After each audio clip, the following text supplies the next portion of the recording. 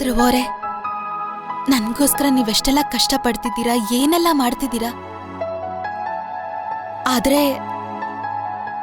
ಒಂದೊಂದ್ಸಲಿ ನನ್ಗೆ ಅನ್ಸತ್ತೆ ನಾನ್ ನಿಮ್ ಹೆಂಡತಿ ಆಗಿರೋದಕ್ಕೆ ಯೋಗ್ಯಳ.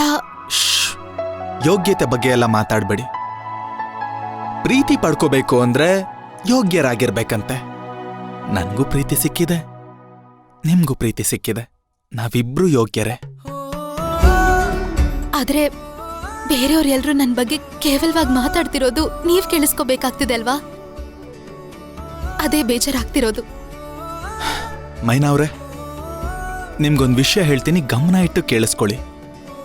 ನಿಮ್ ಬಗ್ಗೆ ಗೊತ್ತಿಲ್ಲದೆ ಇರೋರು 1000 ಮಾತಾಡ್ಲಿ, ಅದ್ರ ಬಗ್ಗೆ ನೀವ್ ತಲೆ ಕೆಡ್ಸ್ಕೋಬೇಡಿ.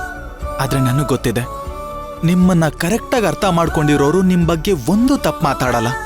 ಅವ್ರು ಯಾವತ್ತಿದ್ರು ನಿಮ್ ಬಗ್ಗೆ ಚೆನ್ನಾಗೇ ಮಾತಾಡ್ತಾರೆ.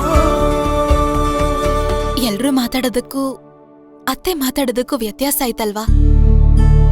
ಅತ್ತೆ ಯಾವಾಗ ನನ್ನನ್ನು ಅರ್ಥ ಮಾಡ್ಕೋತಾರೋ ಗೊತ್ತಾಯ್ತಿಲ್ಲ. ಅವರು ನನ್ ಬಗ್ಗೆ ಹಾಗೆ ಮಾತಾಡ್ತಾವ್ರಲ್ಲ. ನಿಮ್ ಜಾಗದಲ್ಲಿ ನಿಂತ್ಕೊಂಡು ನಿಮ್ ಪರಿಸ್ಥಿತಿ ಬಗ್ಗೆ ಯೋಚನೆ ಮಾಡೋರು ಯಾವತ್ತೂ ನಿಮ್ ಬಗ್ಗೆ ಕೆಟ್ಟಾಗಿ ಮಾತಾಡಲ್ಲ. ಆದ್ರೆ ನಮ್ಮಮ್ಮ ನಿಮ್ ಜಾಗದಲ್ಲಿ ನಿಂತ್ಕೊಂಡು ಯೋಚನೆ ಮಾಡ್ತಾನೆ ಇಲ್ಲ.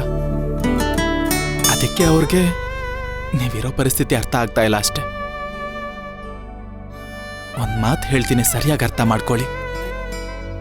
ಎಲ್ಲ ಹೆಣ್ಮಕ್ಳು ನಿಮ್ ತರ ಧೈರ್ಯಶಾಲಿಯಾಗಿರಲ್ಲ. ಇಂಥ ಕೆಟ್ಟ ಪರಿಸ್ಥಿತಿಯಲ್ಲೂ ನಿಮ್ಗೆ ಅನ್ಯಾಯ ಮಾಡ್ದವನ್ನ ಹುಡುಕಿ ಅವನಿಗೆ ಶಿಕ್ಷೆ ಕೊಡಿಸಿ, ನಿಮ್ ಹೊಟ್ಟೆಲ್ ಬೆಳೀತಾ ಇದೆಯಲ್ಲ ಈ ಮಗು, ಅದಕ್ಕೆ ನ್ಯಾಯ ಕೊಡಿಸ್ಬೇಕು ಅಂತ ಹೋರಾಡ್ತಾ ಇದ್ದೀರಲ್ಲ, ಇದೇನ್ ಸಾಮಾನ್ಯವಾದ ವಿಷಯ ಅನ್ಕೊಂಡಿದ್ದೀರಾ ನೀವು? ಇದು ತುಂಬಾ ದೊಡ್ಡ ಯೋಚನೆ, ದೊಡ್ಡ ಸವಾಲು. ಆ ಸವಾಲ್ನ ಸ್ವೀಕರಿಸಿ ನೀವು ಹೆಮ್ಮೆಯಿಂದ ಮುನ್ನುಗ್ತಾ ಇದ್ದೀರಲ್ಲ, ನಿಮ್ಮಂತ ಹೆಣ್ಣನ್ನ ನಾನ್ ಹೆಂಡತಿಯಾಗಿ ಪಡ್ಕೊಳ್ಳೋದಕ್ಕೆ ನಾನ್ ಯಾವುದೋ ಜನ್ಮದಲ್ಲಿ ಪುಣ್ಯ ಮಾಡಿದ್ದೆ ಅನ್ಸತ್ತೆ. ನೋಡಿ, ಅಮ್ಮ ಕೆಟ್ಟವರಲ್ಲ, ಪರಿಸ್ಥಿತಿ ಕೆಟ್ಟದು.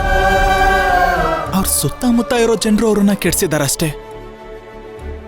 ಆ ತುಳಸಿ ಅನ್ನೋ ಹೆಣ್ಣು ಒಬ್ಳಿಂದ ನಮ್ಮಮ್ಮ ಅಷ್ಟು ಬದಲಾಗಿದ್ದಾರೆ. ಆದ್ರೆ ಒಂದು ಗ್ಯಾರಂಟಿ ಕೊಡ್ತೀನಿ, ಕೇಳಿಸ್ಕೊಳ್ಳಿ.